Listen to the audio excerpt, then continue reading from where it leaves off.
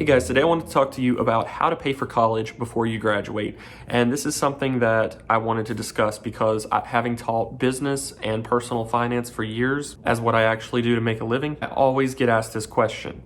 How can you pay for college before you graduate? So if you're already in college, you probably know that with college comes a lot of bills, not just bills for tuition, which is what most people assume college students are paying for. When you hear that college students are spending $30,000, $40,000 a year, that's not just tuition. That's also living expenses, room and board, other things. That's a lot of money, and that adds up very quickly, especially if you've taken out student loans or you've taken out loans from private institutions. Let's be honest, the private institutions are going to charge even more on interest most of the time than the government loans. So what I want to cover with you here today is how you can actually pay for your college tuition by the time that you graduate college. How do I know that you can do this? Because I did it. And I attended both a university and a community college, as well as currently getting my master's degree and paying for it completely in cash out of pocket as well. And I'm gonna tell you how, because it is 100% doable. So the first thing we wanna do is look at what type of institution you're going to. Are you going to a 2-year college? Are you going to a 4-year public college? Are you going to a private university? Where is it that you're attending? We wanna look at the tuition and we wanna break that down to see what it's going to cost us over the course of the next 4 years, because most degrees do take at least 4 years. Keep in mind though, there's only a very small percentage of students who are actually graduating in 4 years now.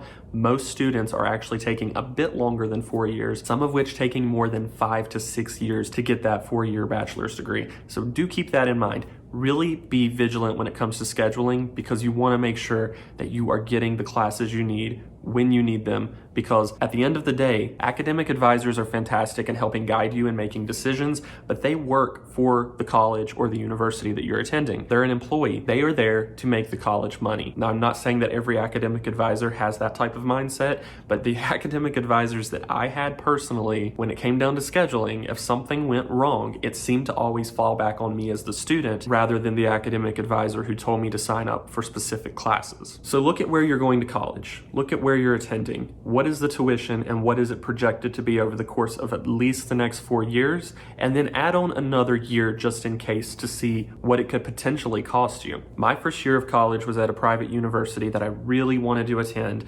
It was a great school, fantastic professors, but in order to attend, I had to live on campus and pay the fees for room and board. And the room and board, as you well know, can cost you as much, if not more, than the actual tuition. In many instances, it's cheaper to just get an apartment or share an apartment with some friends, but in order to do that, you have to already have some type of income or money to be able to get the apartment. Room and board is expensive because colleges and universities can charge what they want for room and board. They know that if you don't already have an income, and you're relying completely on student loans, grants, and scholarships, you're going to have to spend that on the housing that they provide. Let's also include things like parking fees, student life fees, and other fees and extras that they're going to add on that aren't necessarily listed in the regular tuition price. And we've got us a pretty big bill that we're expected to pay each and every semester. After my first year at this private university that I really did enjoy, I sat down and actually looked at my schedule and the schedule that they had put me on as a freshman, not knowing anything about college, being a first generation college student for my family. I discovered that they had intended for me to take 5 years to complete my 4-year program. This was not something that was discussed with me, and it was not something that I approved. But again, I had relied on an academic advisor to create my schedule for the next 4 years, presumably 4 years, what they expected to be 5. And I was pretty disappointed. So I went and talked to my academic advisor. It took me quite a while to actually get in with them due to their schedule being so busy. And when I finally did get to discuss this with them, they were not very sympathetic. They basically told me in order to get the degree that I wanted, a 4-year degree, they felt that I needed to go 5 years. They knew nothing about me, had only met me one time, but they felt in their heart that I needed to go 5 years because it would be less stressful on me. This alone is a really big red flag. And luckily I recognized it and didn't just agree with them. I expressed these feelings that I was not willing to pay for 5 years of college to receive a 4-year degree. I've always been a bit of an overachiever when it comes to my grades and my academics, so it just was not necessary. My academic advisor had been at this university for years and was very well respected, so their opinion was not to be questioned. I told them that I would be leaving if they could not work with me and get this scheduled in 4 years. After all, as a freshman, I had just taken basic classes anyway. It shouldn't have been a big big deal. It shouldn't have been an issue to work with my schedule to make it so that I could graduate in the 4 years that I needed. My academic advisor looked at me and they said, very seriously, we'll be here when you come back. They didn't care. Because at the end of the day, their job was secure. Doesn't matter how many students come to them with these problems. They've probably heard it a million times, even though in this particular instance, they had created the issue for me. So instead of spending the time and looking at my schedule to go back and try and fix what they had messed up with my first year of college and cram in other classes and then deal with this particular advisor for the next how many ever years of college I had, as well as paying the enormous price for room and board that I wasn't particularly happy with, because let's be honest, the conditions that they have you living in are subpar at best, even at really nice universities. I decided to do the smart thing, looking at my finances and focus on paying my student loans off that I had already taken out for that year of college while moving back home and going to a local public community college. Now, depending on your degree and your path of study, this might not be an option. If you're studying to be a doctor, you'll be lucky to be able to get pre-med at a local college. But what I do want to focus on here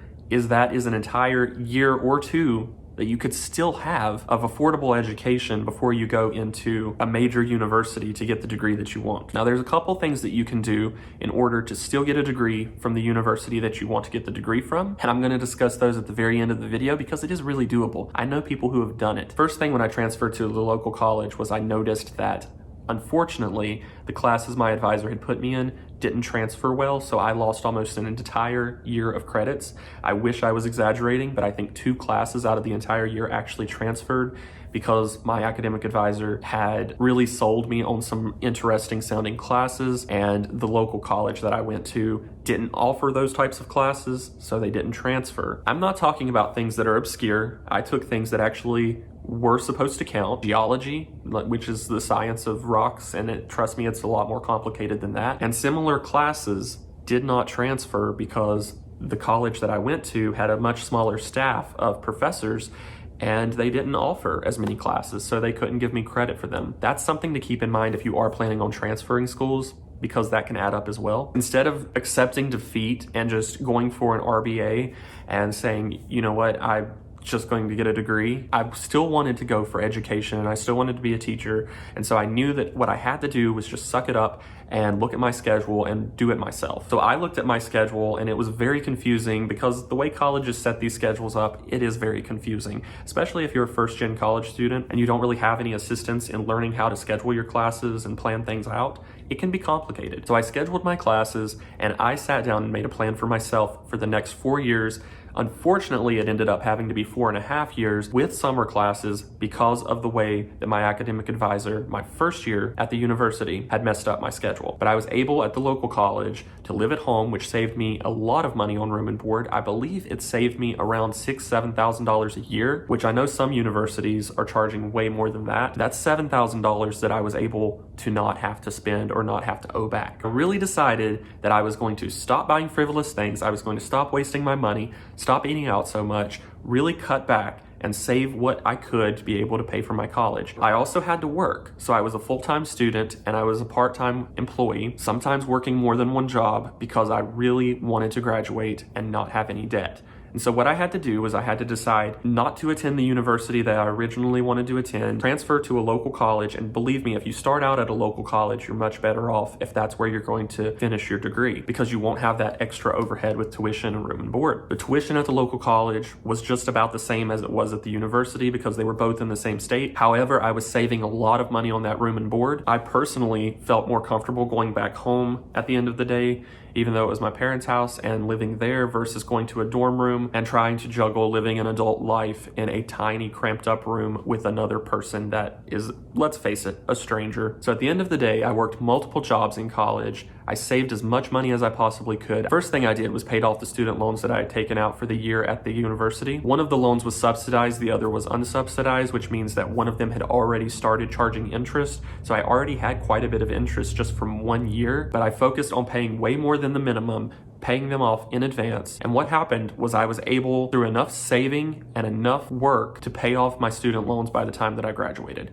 And it is possible, it really is. It's a lot of work, a lot of stress, but at the end of the day, if you can even pay off half of your student loans, or if you can pay off 3/4 of your student loans, as much as you can pay off, that's so much less you're going to have to worry about when you actually get out into the job market after graduation, because let's face it, a college degree doesn't necessarily mean a good job anymore. Now, let's say you still want to graduate from that university. What you can do is you can really sit down with their course catalogs from the public college and the private university, and you can compare the two, schedule your classes so that you know the credits that you're taking will transfer, attend the public college for 2 to 3 years, getting as many of those classes in as you possibly can, and then transfer your last year to the university. Your degree will be from that university. It will not be from the college where you took the majority of your degree.